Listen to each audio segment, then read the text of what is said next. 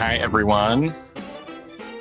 We're starting to see the pile in. Welcome to the lunchroom. So excited to have you. So excited to be back with you. It's been a few weeks since I have hosted in my full hosting capacity. So I'm happy to be back here with you all and having a great follow-up conversation today. My name is Mark Lunsford, and I take he, him, his pronouns, and I am the artistic producer at the ART. I am wearing sort of a white mock turtleneck and a sort of black watch tartan, green and blue jacket, sitting in my apartment with a sort of white pillow over my left shoulder. And I am a light-skinned white man with short brown hair and a brown beard and mustache. I want to acknowledge that the land that the Loeb Drama Center and Oberon sit, the performance venues for the ART, is the traditional unceded territory of the Massachusetts people. And I'm coming to you today from Somerville, Massachusetts, which is the traditional unceded territory of the Pawtucket people. So excited to be with everyone today. This is a great follow-up conversation to our stage management roundtable in January. And, a great group of friends joined me at that month, and we were sort of off on this wonderful, wonderful conversation that so sadly had to get cut short. And there were so many things we felt like we didn't get to. And so I'm happy to sort of reconvene most of that group today and dive in with you. Before I bring our guests onto screen and start to dig into today's conversation, I just wanted to share with you the ART Compact, which we've been sharing in all of our virtual events. ART is unequivocally opposed to hate and centers anti-racism as a core value. We expect everyone in the ART community, including our audiences, to uphold these values, and as such, we will not tolerate anti-Blackness or racism of any kind in our buildings, nor at our online events. We aim to create an environment that is uninhabitable to racism and discrimination, and where all BIPOC staff, artists, volunteers, audience, and community are seen, heard, valued, and provided the opportunity to thrive. This work is only possible when we do it together, and we thank you for being our partner in it. This is incredibly important to us as an institution, and as we start to see the glimmers of coming back together in person, sharing stories, sharing space together, we want to make sure that everyone in our family holds these values central to being in space with us together. So with that, I would really love to bring these wonderful artists, managers, thinkers into the space with me. Taylor Brennan, Alfredo Macias, and Ira Mont. Please come into the lunchroom. Hi. Hi. Hello. Hi. Good to see you all.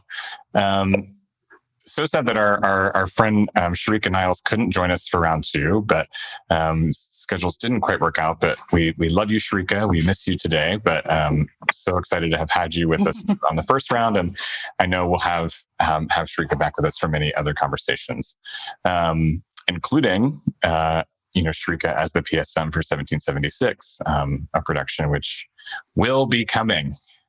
Stay tuned for news, but it will be with us soon. Hi, everyone. Happy Tuesday. And to you. Hi. I just want to pass over to each of you to give a quick intro and description, if you don't mind. So I'll just pass over. Alfredo, you're the first on my screen, so I'll start with you. Hi, I'm a Mexican man. He, him pronouns. I'm wearing a brown cap, blue, what I like to call my Diane Borger style eyeglasses, and then a button-up shirt with orange and blue and yellow flowers. Great. Taylor, you're next on my screen. Hi, I'm Taylor. I take she, her pronouns. I'm a white woman with brown hair. It's up today in a light blue headband. I have a white button down. And behind me is my white fireplace. And last but certainly not least. Hi, everybody. Ira Mont here. I am a middle-aged white Jewish man. I've got a blue polo shirt on. I wear glasses. I have mostly gray auburn hair. I'm sitting in my office, which is a white molded door background, coming to you from as a lifelong native of Brooklyn, New York, which is the land of the Canarsie Lenape people. And I take he, him pronouns. So here we are again, y'all. I know it's, it's one of those conversations, like we had so much to talk about the last time we were together, and then we were getting into some like really, really great, juicy stuff right when we were running out of time. I think this was one of the ones that I sort of famously ran us past 1 o'clock because there was just so much we were trying to get to and so little time to get there. So I think, pretty immediately, for our audience, which I think they don't know, we pretty immediately gathered right after that conversation. We were like, we need another one. We didn't get to everything. We need to get back together and keep talking about some big topics. So really glad to revisit that today. I think I want to take us first into a conversation about education and training, because this was something we were really starting to get into, and we were getting a lot of questions about in the Q&A that we didn't get to dive into too much. And I think for a lot of folks, we know about sort of maybe traditional undergraduate stage management programs, but I also know that speaking from my own perspective or my own experience, many of us, grow up in areas where that's not as clear, or we don't know about stage managers as a career, or we don't know that there are specific, training programs in undergraduate universities that sort of offer you a stage management education. So I wonder if you can talk a little bit about, from your perspective, both referring to your own training and education, but also to your work experience, what a person, high school student, college student who's interested in this career-wise needs to think about in their education and training. Not necessarily like what notable program do they need to get into, but like what do they need to study? What are the important skills? What are the important things to center that you think are really important to the practice? Well, I'll jump in and I'll be quick. My own background is not one that I actually recommend. I started life as an actor and transitioned to stage managing in 1987 in my mid-20s, and found and understood what stage managing was in high school. I'm a college dropout. I went to NYU for a year as an actor, and then and studied at the Strasberg Institute, and then continued pursuing my acting training at the Circle and the Square. I do not recommend not finishing your undergraduate degree. That being said, I also don't believe that formal training in stage management is necessary to pursue a career in stage management or even to be a good stage manager. Now, I do think that times have been changing and are changed, certainly since I was in school and since Mark was in school, maybe a little less for Alfredo and even less for Taylor. But I think that the proliferation of stage management programs in undergraduate schools around the country has now grown to the place where high school theater teachers know that that is an option. And so I think I'll conclude and then let my colleagues speak more to it, is from my perspective, whether or not you're in a formal stage management training program, be it a BA, a BFA, or if you even choose to go on to graduate school, I think that the key is to expand your knowledge beyond stage management. Take art history, take architecture, take world history. Within the theater confines, go beyond whatever electives you're required to take under the theater umbrella. I am not proud to admit I can't sew a button on my shirt, but I know what the different sewing machines in my wardrobe room do. I can't program an automation computer, but I know the language that they speak. I know what an idler is in a cabling automation system. So I encourage you to expand your horizons, both as a human being and as a theater practitioner, beyond what stage managers supposedly are and do, and it will help you. And I'll conclude there. Ira, where would you place my age? I'm interested. I think you're in your early 40s. Oh, all right. I'll take that. It's the mustache. I think it's the mustache. Are you? I'm not going to reveal my age. I was waiting for you to say.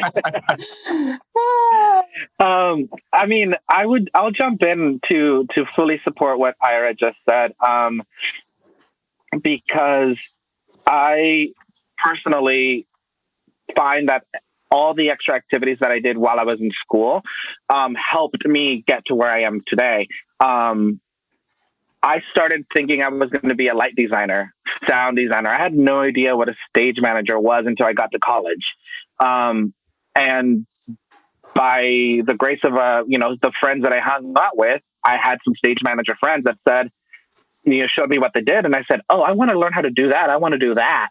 But while I was learning how to be a stage manager, I learned how to, hang a light, how to focus it. And, I took costuming classes, and all of that not only made me a better stage manager, but once I made my way to New York from Arizona, I had a lot of those skills that got me work. I didn't jump right into an off-Broadway or a show in New York City. I was doing Fashion Week. I was working at a school in New Jersey, doing run crew in the shop. And it just provided me more opportunities, which presented me with more contacts and more people that I knew. So that once they were looking for, they're like, oh, you're a stage manager. We have a show, we have an off-Broadway gig happening. Come and join us doing that instead of hanging this light that you're doing. But again, well-rounded individuals is always, not just in our field, but, how we're always creating a new environment. When we're in the rehearsal room, we're creating imaginary worlds on stage. And so knowing how to be a human being, just like Ira said, and how to navigate the world with different human beings around us will make us that better of stage managers and artists. Mm-hmm. Yes. So there's like a long running joke at ART that I have like a dual degree from Boston University in ART. I went to BU and I have a BFA in stage management, but really early into my time at BU, I started working at ART as a freshman. And I ended up getting a lot of academic credit to work at ART.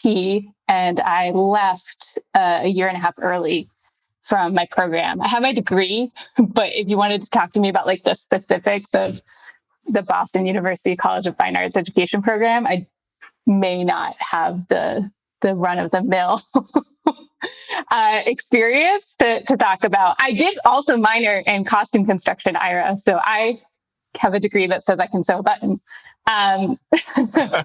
One of the things though that I think a lot of conservatory style programs are starting to do, I know Emerson does this. Your freshman year, you are required to take either all the same core classes as all of the design students, or at least like hop through different departments. And that is something that foundation of taking design classes as a freshman and being in a room, in a classroom setting, communicating with students from other disciplines was a foundation of how I work in collaboration, even like now. We also had to take acting classes, which was uncomfortable, but also very helpful. In the same way, like, I just think, part of being a stage manager is knowing enough about everything. And there is nothing better than actually experiencing some of these things. And college is a really great time to do that. There's also just there's some freedom at being at school of like, try the crazy black box theater thing, or like try the dance show, try the opera. There's like, because, when you get out, it's maybe difficult to try something and fail, or you're like, man, I really wish I could try that like club show downtown, but I need to pay rent, so I have to take this other gig. And like, I think being having the safety net of the education environment when you have it is a really great time to kind of take those risks and maybe do something that you didn't think that you would like. Mark, can I make two more quick comments? Yeah. One on the undergrad spectrum. I think that it's important to, if you think you want to pursue stage managing, while it's great to consider a stage management program, there's also an upside to going to a school that has a good theater department but doesn't have a stage management program, because it means you're going to get to stage manage a lot, because you're someone who shows up at this theater department school that doesn't have a stage management program, and they need stage managers. And of course, you'll hear every stage manager worth their salt that the best education of stage management is actually doing it. And then just briefly on the graduate school, sorry, family. If on the graduate school side, I have been an adjunct assistant. I've been an adjunct assistant professor in the grad program at Columbia University, and I want to say again, there's no requirement for you to go to grad school to be a stage manager.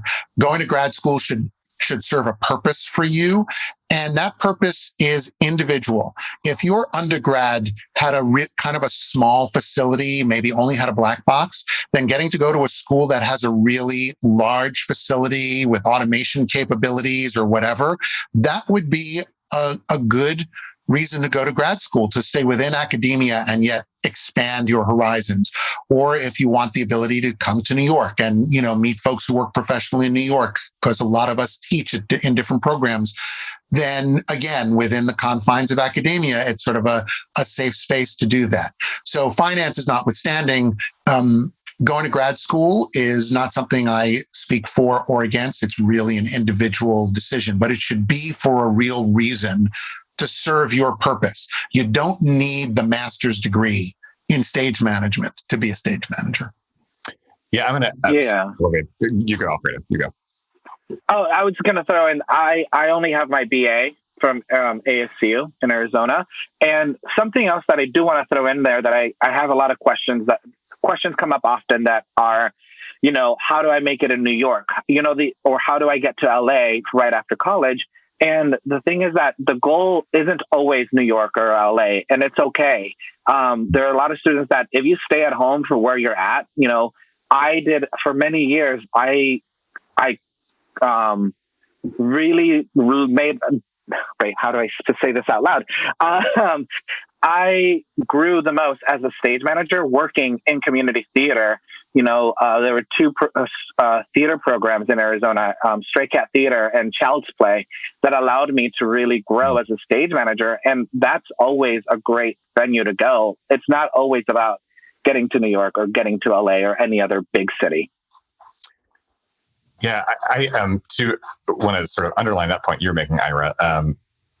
As someone who did go to graduate school, I think for a lot of folks, I always come from the perspective, like I was saying in the beginning, I grew up in a place where I just didn't even understand theater could be a career, right? Growing up in small town Ohio.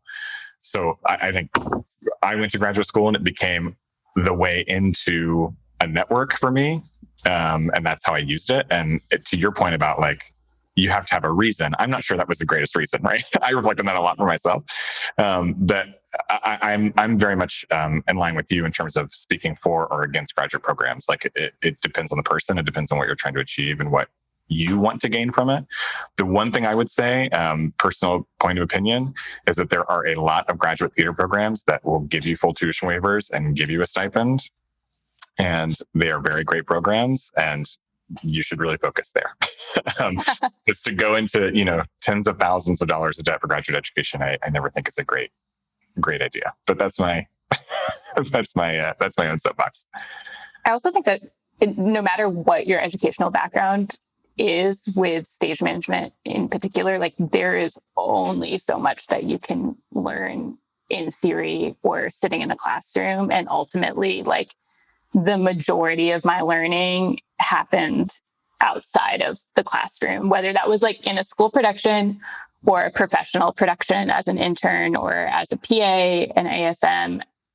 I also try to learn show by show. I feel like we all should continue to learn through our own experiences. But, if you're concerned about the program you're attending, or, maybe it's that you love psychology also and get your degree in psychology and do theater after, as an extracurricular, like that's also completely valid. And I think once you're out of school, it's like, if you put like the last, 10 amazing production assistants I've worked with in a room and told me to like label which schools they went to or who went and got a BFA and who got a BA, I wouldn't be able to tell you. It's really about the personal experience, the hands-on experience once you're working.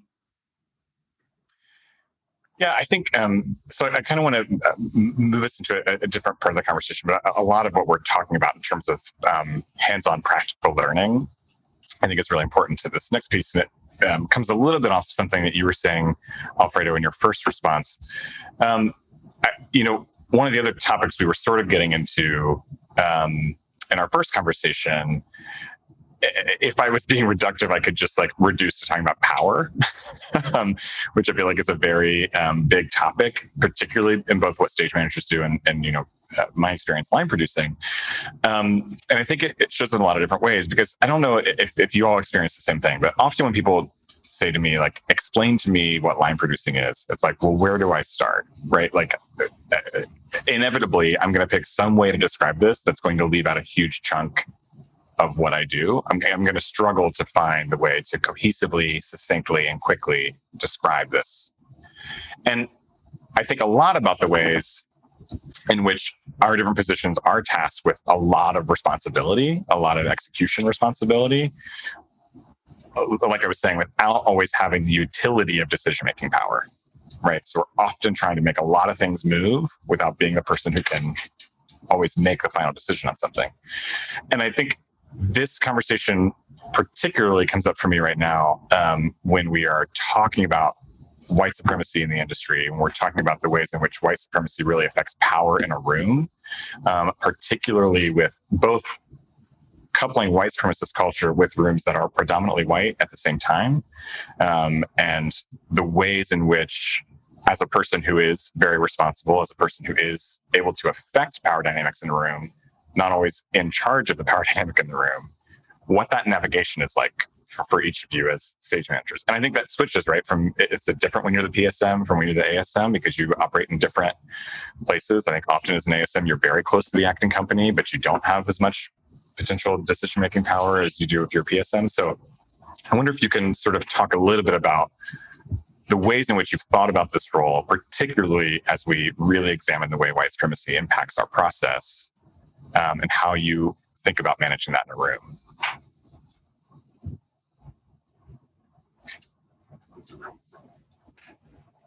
No one's going first, eh? It's a lot to think about, and I think it's a lot too that I know personally for myself, like I feel like I've spent a lot of this year in a place of reflection and education. So the practical application of how I hope to engage in work has not been able to happen,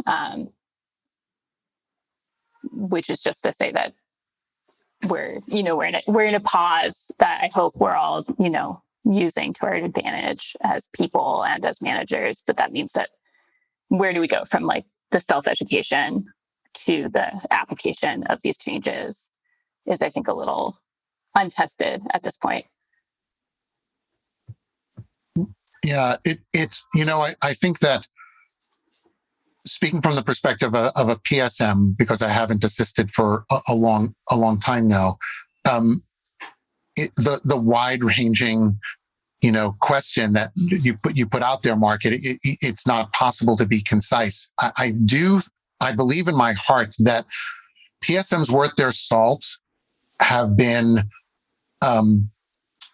working towards or succeeding at running their rooms and quote unquote being the boss in an appropriate way that taking in the reflection that Taylor was talking about, that we've all been doing this year on addressing social and racial justice issues is not going to be a left turn for anybody, but is hopefully only going to be something to add into our vocabulary and our arsenal of methodology to be allies with the people we're working with, particularly our casts, while still having a supervisory position administratively, technically, and artistically, and to give space and to respect those in the room. I mean, for me, and as I, as you can see if you're looking at my video, or as I self-described, I'm a middle-aged white Jewish man who has had the great good fortune of having success in my work and career, a lot of which is built upon a supremacist system that was in place. And so going forward, I will now, even more than I ever have, give voice to my colleagues who can speak on and speak to more of a situation than I can in a rehearsal room or at a performance, because the individuals come from a different perspective or background, because the experience or the situation that is being addressed is more appropriately spoken to or looked at by one of my colleagues. Whether that be us on the stage management team, company management team, or the producing team, or even within the cast themselves, depending on the voice and the foot they want to put forward for themselves. So that's a piece of it. From a generic sensibility, I view stage management as either the heart of a show or the central nervous system of a show. I used to say, when I teach, I often joke that the big secret about stage management is we don't do anything, and yet we're integral to the show, right? We don't act in the show. We didn't write it. We didn't direct it. We didn't design any of the 3, 5, 9 elements. We don't sell the tickets. We don't create the marketing plan. We don't, the list of the things we don't do is just like endless. And yet we seem to be and desire to be and are good at being the facilitator and the voice of and the cohesive bond of all of those pieces that make a show happen 5, 6, 8 times a week. Yeah, there's something that always, since I started stage managing, and I've encountered some of these young stage managers when I was young, that there's a perception that stage managers rule with an iron fist. They come and set things straight in the room.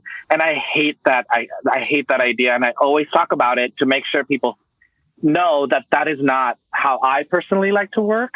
And I encourage people not to work in that way, obviously with the conversation that's happening now, but even before the conversation started in the last year, because we're not, again, we don't make the last decision in the room. We're there to curate an environment. And, whatever the play calls for in the environment, we curate it. Now, we can now be aware of if we're curating a safe environment for ourselves and for our colleagues. We can be more active and making sure that doesn't happen. But we're always curating a space. And so it's not about dominance and power. It's about collaboration. And that's my favorite part of being a stage manager. We collaborate with the producers, with the directors, with the designers, and we make things happen based on our collaborators. But yeah, I know people out there that do have this mentality and it can't happen anymore. Stage managers can't run a room in that way. It just can't happen. Yeah. Yeah, sorry. No, go for it.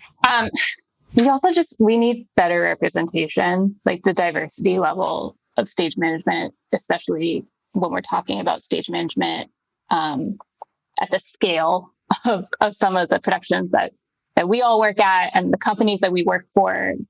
Oftentimes we're working with a company of actors or a company in general that has this great diversity, or we're telling a story on stage that's specifically about a group that's been marginalized, but then we don't have that representation on the back end of things. And I think that the awareness of how important that is has certainly kind of come to light this year. But like, as a white woman, as a cis white woman, how do I help facilitate? How do I reach out and get someone into the room? How do we, like, I think that is a huge part too of moving forward, is that we need to look and really see like who is missing from this process. Why aren't they there? What can I do to get them in the room? How does that work? Mark, I want to do a quick plug. I don't know who the participants are, but I want to do a quick plug for a group called Broadway and Beyond Access, which was founded by three Black stage managers, Lisa Dawn Cave, Beverly Jenkins, and Jimmy Lee Smith.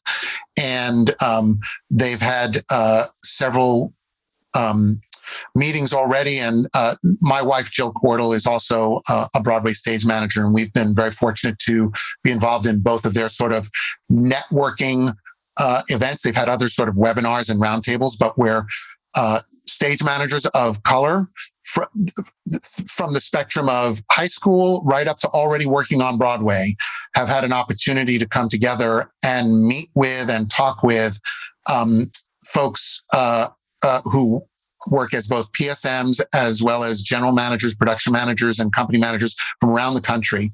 And it's just been a great, it's a great tool. So check out, for those of you who are BIPOC stage managers, check out, I think Sarah put their info in that. Great. So I just wanted to put that plug because Jill and I, who we have, we have had opportunities to hire and work with stage managers of color, but this process that's happening along with everything else that's happening in the world is really presenting us with a file folder full of really wonderful and valid resumes of people that we, can now reach out to and meet. And the excuse of I just don't know anybody doesn't cut it anymore. And so the opportunities that me as a cis white man now will be able to avail myself of to make sure I'm doing my part is very, I'm very grateful for it. I think something I do want to talk about is in terms of we as stage managers sometimes act as gatekeepers as much as, the way of our hiring processes for our teams. And and I was a part of this problem. I was working on this just before the shutdown too, where I was always working with the same people and we always hire who we know. But there's a lot of great stage managers out there with the resumes that shouldn't be hired as PAs or interns. They have the resumes to come on board as the ASM, and we should consider hiring those that don't look like us and that we don't know, but the resume speaks volumes for them. But the way that hiring processes for stage managers specifically is so complicated.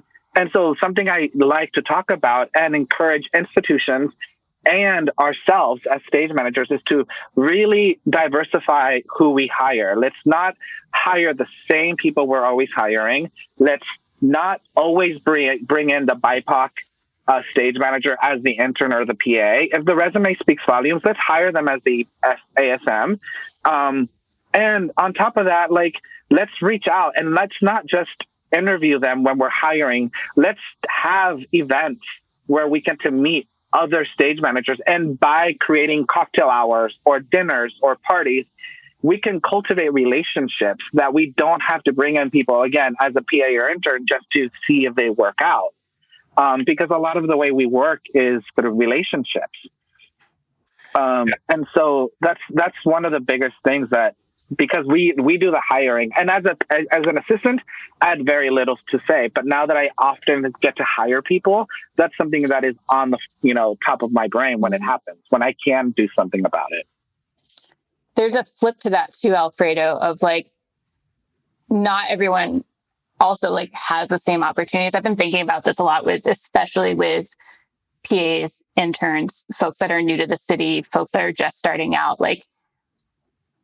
how, can we put aside the hundreds of thousands of dollars education that you just got? And can I look at the skill set that this person has and separate the access that someone might have had or not had from the potential of the person. Because I think that's something too. It's so easy to be like, oh, like, you know, let me just like call through all these resumes. And I'm only looking for like, you know, do they have someone on their reference that I know? Did they come from a prestigious school?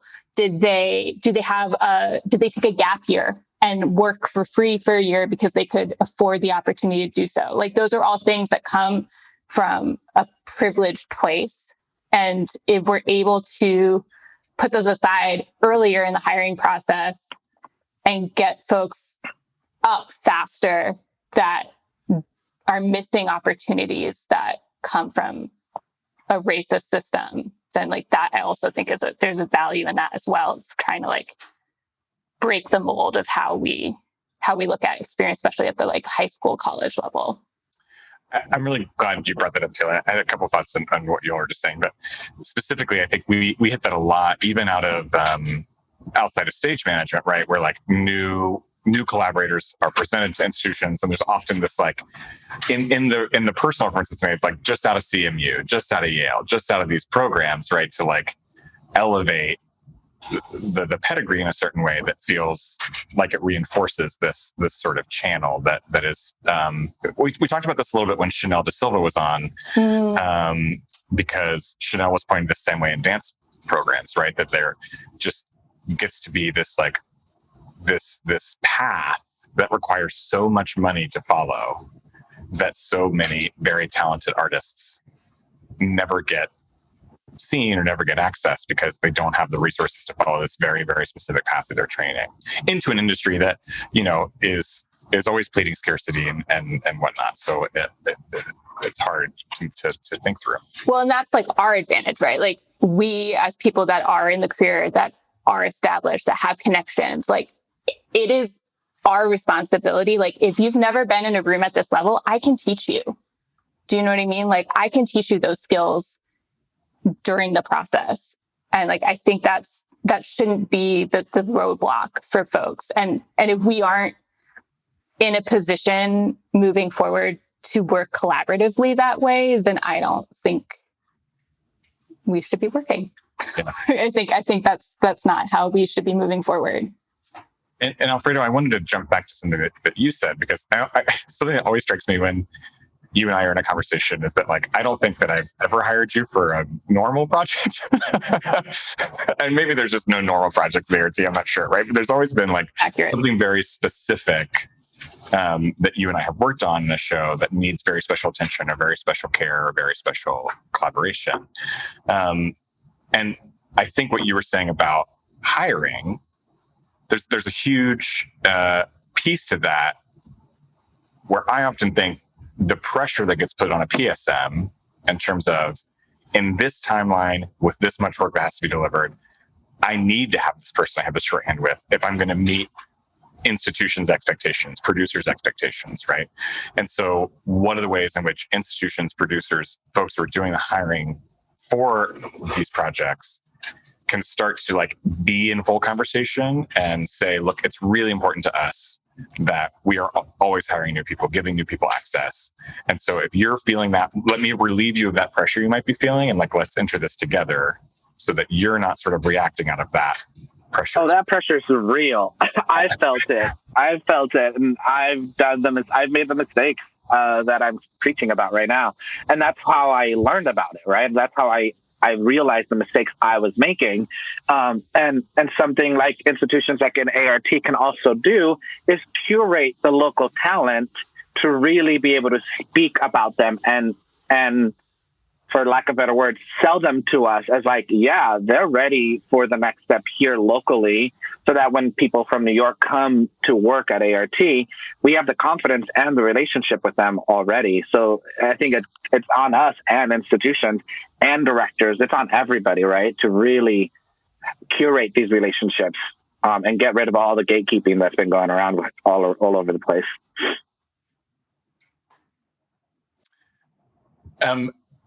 There are some questions piling in. So I just want to remind folks, jump in that Q&A feature, pop some questions in. We're going to sort of transition over to those shortly. One thing I did want to talk about, as we're sort of unpacking the ways in which, to your point, Alfredo, like we gatekeep or we think about the ways to democratize power in spaces, right? And how we can be part of that democratization. I'm often wondering, we started to get into this in our last conversation and didn't quite get to dig in a big way, but I wonder about your experience or the experience you hear from colleagues who are working in similar sort of positions as stage managers, but in dance or in opera or in some other sort of performance genres that are different from theater. I mean, I think the reason we all love theater is because it brings all of those pieces in together into one room, right? But what are you hearing, or what are you understanding from your colleagues in some of these other fields in terms of the dynamics in those rooms? Or how do you think the position changes or is similar for folks working in dance and opera? I think what I'm mostly driving at is if folks really feel like I'm in a theater tradition, I'm a theater stage manager, there's no way I could ever work in dance. There's no way I could ever work in opera. There's no way I could sort of move into symphony work. Do you think that is a real barrier? Do you think you have examples of people moving fluidly from those genres? What's your experience there?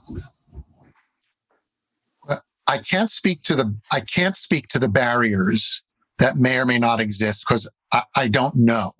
I imagine that they exist, if not exactly the same, very similar to the way we have been talking about and we experience in theatrical performance. But to the other piece of your question, or at least what I think is a piece of your question, is I would certainly encourage anybody who's listening today to maybe not pigeonhole yourself in terms of your pursuits. Because for one thing, when you are first getting out of school, or when you are starting out as a stage manager, you are most likely to be the most flexible you'll be in your life in terms of where you're willing to live and what you're willing to put up with and how much money you maybe can afford to live on, etc. So the idea of spending some time as a dance stage manager in Des Moines, or an opera stage manager in Chicago, or an avant-garde stage manager in Austin, Texas, or whatever, I view that as not only great experience, but actually, to me, as somebody who is in a position to curate, I am so making that like one of my go-to words now. I just love it. To curate new folks. That's as big as anything on your resume. Like, you might have 5 different big musicals, but if you've also done some opera and some dance and some television, I'm going to go, you know how rooms work. And so I'm going to be really hip to that. So I can't speak to the barriers that might exist, although I am completely aware that my colleagues who have been privileged to work in those arenas are in the same position that I am, that we are, and are open to and discussing how it is incumbent upon them to break down the barriers that might exist and reduce the gatekeeping. And we have a responsibility to, it is people who are in my current position who have an absolute responsibility to, as Alfredo said, let go of the gatekeeping and curate.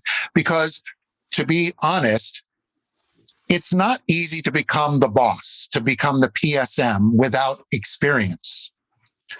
But so it is incumbent upon me to make sure that the experience is given to all of the people that deserve it, to hire them as the assistants. Because as Taylor said earlier, that, somebody's, or Alfredo, I'm sorry, I can't remember who said it, that somebody's resume may really speak to a skill set. It's like, yes, you are totally capable of running a deck on this show.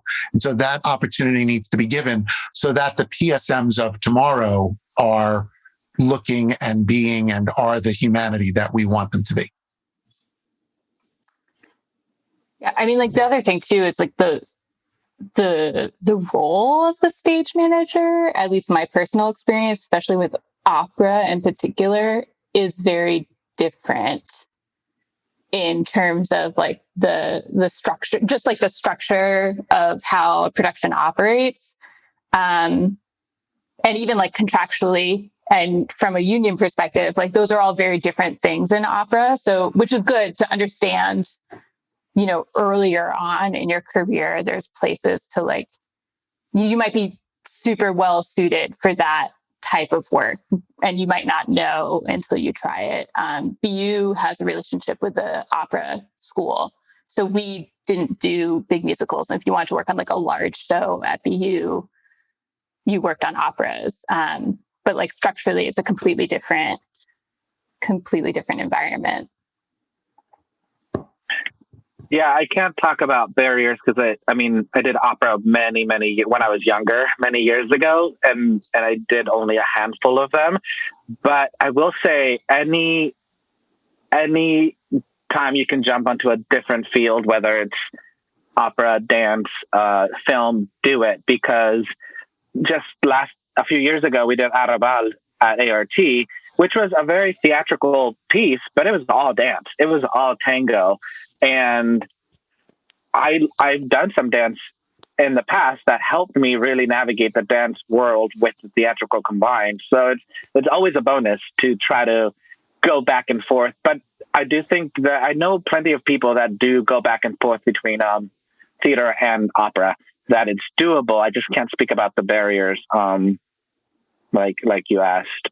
Well, and ultimately too, like I think we're seeing like a larger and larger like merging. Like I would argue that Jagged is also very, very heavy in the dance end of things, where you're calling sequences based on pure movement that's happening that is like sometimes improvised and sometimes very fluid, dependent on the dancer, and not a 5, 6, 7, 8 count. And Alfredo, to your point too about television and film, we're also seeing way more inclusion of those elements in what should be traditional theatrical setting as well. So it's never going to disserve you to have experiences in anything. And I think if anything, we're going to see just more and more merging of these worlds. Girl, that TV film piece is real. Yeah. What? You've done a whole season on Zoom? The ways in which we've been trying to flex into that world, it's been a lot. Like I said, I'm famous for going over time, so I want to make sure I get to some questions. And actually, the first question I think is for me, so I'm going to both read and answer the question. There seems to never be calls posted for SMs for ART as a local BIPOC SM. How do we even get our foot in the door to be considered for an ASM position? That would be part of cultivating local talent. And I think this is like a very well-made point, and it's very true. And this, a bit for clarity's sake, when I was sort of responding to you, Alfredo, and saying, what kind of pressure does the institution put on the PSM that sort of reinforces this idea that like you need to work with people because time is short, we need to move quickly, efficiently, so on and so forth. I think that's what I've been thinking about a lot as a person who is very involved in the stage management hiring practice at ART, and has been sort of a central part of my job for a long time, is the ways in which I have reinforced that and how it has kept local stage management candidates sort of out of the pool. So that's a big shift that has to be made institutionally. This point is very well made. And I think is one of the big things that I myself, but also institutionally, we kind of have to hold ourselves accountable to when we start to look at reopening, right? What is staffing going to look like? How do you cultivate local talent? What does that process look like in the long term? In particular, as an institution with a lot of resources in town to speak to that, right? As one of the large institutions, there has to be some sort of, I hesitate to say leading the way, because I think that always insinuates knowing the way. But there has to be a generosity in sharing, I think. Something I've been thinking about, and I'm just going to throw it out there now, even though it's a conversation I wanted to have with you, in terms of next time, if I'm able to hopefully go work at ART once we can, there is time. We do get some downtime. Once the rehearsals are done, once we're done with tech and we're running the show, I think it would be great if, with your help and the institution's help, to curate a cocktail hour or an Oberyn night where you invite local stage managers to meet with us. I would love to meet Absolutely. more, because when it comes time to do the hiring again, I've been lucky enough to come back to ART a few times. I would love to know more. And that's something we haven't done, but I think it would be a great way to really, and then also inviting local talent into the space. That's something that I've been thinking about since, in the last year, and I really wanted to throw at you. Yeah, that's a great idea. Yeah, let's do it. I think it's also, we can be more generous with our time and our access. Like, I will never say no to someone shadowing me ever.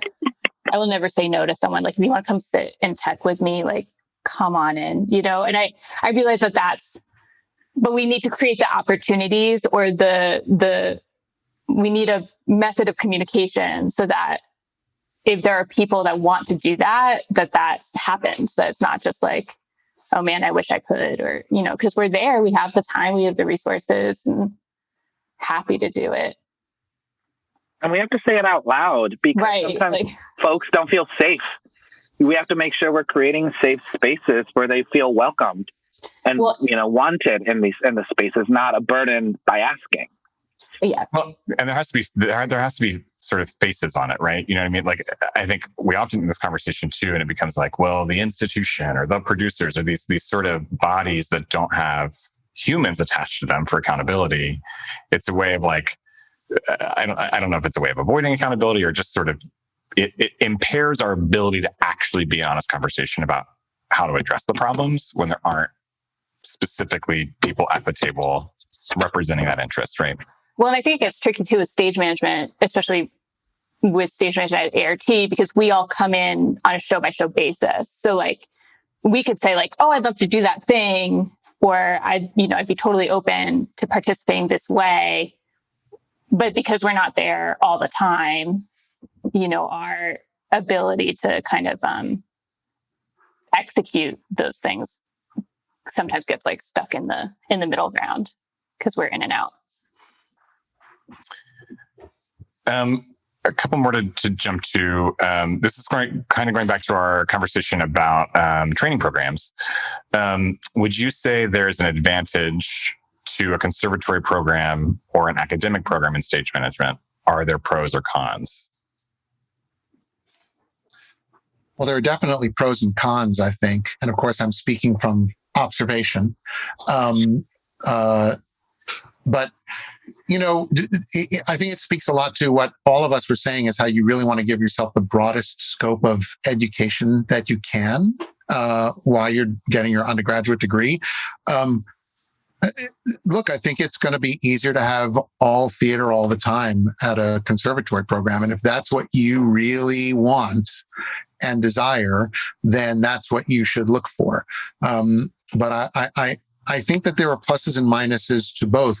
And for stage management in particular, like I said, I think that if you want to be a stage manager, going to a school that has a great non-conservatory theater program is going to give you a lot of opportunity to stage manage, because there's not a stage management program to pull from, and there's probably not a graduate program at that school to pull from, right? Because the undergraduate stage managers aren't going to get to stage manage things if there are graduate stage managers who are there to do it.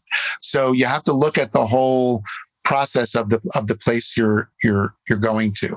And every school is different. A non-conservatory theater program might really have professors that turn you on more than the conservatory a few towns over. Yeah, I was going to say that too. It would behoove you, I think, to look at who's teaching your courses, and also too, like, what city are you in? Are you somewhere where there's access to theater happening outside of your campus? Can you reach out to other stage managers? Do you have access to other people working professionally? Because that's the only other thing I would say in terms of a benefit to a conservatory style program is more often than not, you're probably developing connections, or you have access to a certain amount of professionals more frequently. So you're creating these connections in your undergrad education. But I think it really does depend on the program too. Okay, we have about 5 minutes left, and I sort of love this last question, or I feel like it's a good place to wrap up. And so I would love to hear each of your responses to this one. How would you describe the relationship between stage manager and actor? Symbiotic. I mean, everything about theater relies on the actor, right? If you don't like actors, you should not be a stage manager. Also, I know that writers might differ, and auteur directors might differ, but literally everything that every person who contributes to a theatrical endeavor does is in support of the actors who do it on stage. So that is what we are ultimately there for, is to support the actors. Now, we do that in a lot of stage managers do that in a lot of different ways.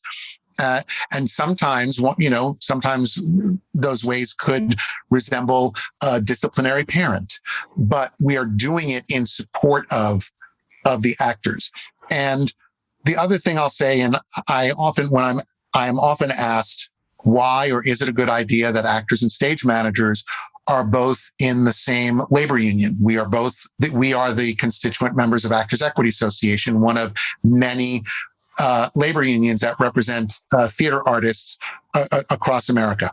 And I think it's the right place for us to be, because of all of the folks who put theater together, there are only two people who are in the room on the first day, all the way through to the last day. And that's the actors and the stage managers. Everybody else comes and goes appropriately throughout the process. There are people who are there at the beginning during the rehearsals, and you never see them again. There are people that you have never seen during the rehearsals, and then they're there for your whole run. So we share an experience making theater that really does connect us.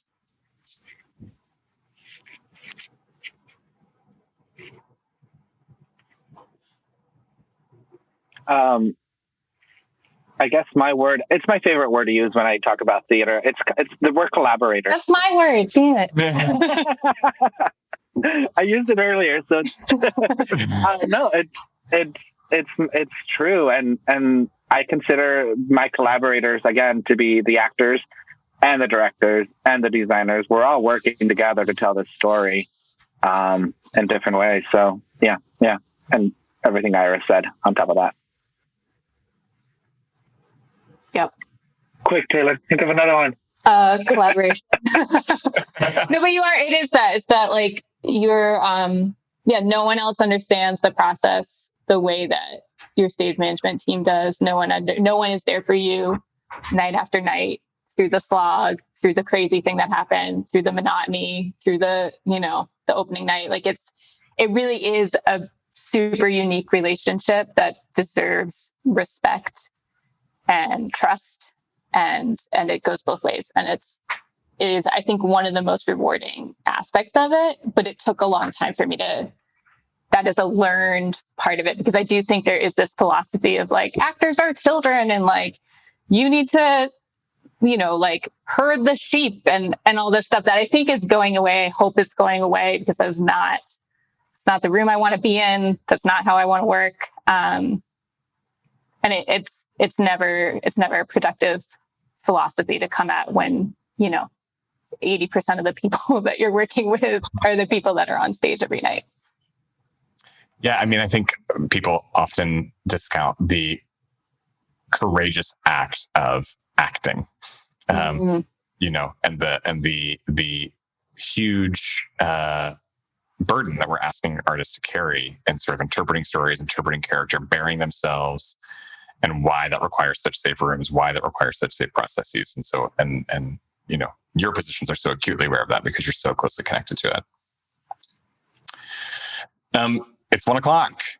Can you? Good job. We didn't even talk about COVID, you guys. Which COVID. There is a light at the end of the tunnel. It is not an oncoming train. She wasn't welcome at this interview. No, she was not invited. Well, thank you all again so much. Also, get vaccinated. Yes, get vaccinated.